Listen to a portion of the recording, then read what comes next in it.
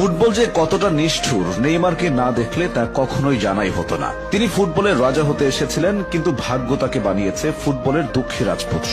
নেইমারকে ছাড়া ব্রাজিল রংহীন, আসলে তাকে ছাড়া ফুটবলটাই রংহীন। নেইমার ইনজুরিতে পড়েন, ফিরে এসে আবার ইনজুরিতে পড়েন, আবার ফেরার চেষ্টা করেন, এভাবেই কেটে গেল 10টা বছর। নেইমার ভক্তরাও শিখে গেছেন অপেক্ষা কাকে বলে, আক্ষেপ কাকে বলে। ইনজুরি মুক্ত নেইমার প্রতিপক্ষকে কি করতে পারেন তা সবারই জানা, কিন্তু প্রমাণের সুযোগই তো পান না। 2014 সাল ব্রাজিলের ঘরের মাঠে বিশ্বকাপ, হেক্সা জয়ের স্বপ্নে বিভোর ব্রাজিলের ভক্ত সমর্থকেরা। তাদের স্বপ্নের সারথি নেইমার, সব ঠিকঠাকই যাচ্ছিল। কোয়ার্টার ফাইনালে কলম্বিয়ার মুখোমুখি হয় ব্রাজিল। ম্যাচ জিতে সেমিফাইনাল নিশ্চিত করে সেলেসাওরা। তবে অন্ধকার অনিশ্চয়তায় চলে যায় তাদের যুবরাজ নেইমারের ভবিষ্যৎ। ম্যাচ জয়ে সেদিন আনন্দ উল্লাস হয়নি, বরং বিষাদের বর্ষণে ভিজেছিল সমর্থকেরা। কলম্বিয়ান খেলোয়াড়ের করা এক অপ্রয়োজনীয় ট্যাকেলে শত কোটি সমর্থকদের হৃদয়ে রক্তক্ষরণ ঘটিয়ে স্ট্রেচারে করে মাঠ ছাড়েন নেইমার। মেরুদণ্ডে বড়সড় ক্ষতি হয়। তারপর থেকে বারে বারে ইনজুরিতে পড়েছেন, হারিয়েছেন স্বাভাবিক ছন্দ, জুটেছে অভিনেতা তকমা। রাজপুত্র থেকে রাজা হওয়া হলো না। নেইমার সম্ভবত বিশ্বের একমাত্র ফুটবলার যিনি কিনা টানা 3টা বিশ্বকাপ ইনজুরি নিয়ে খেলেছেন।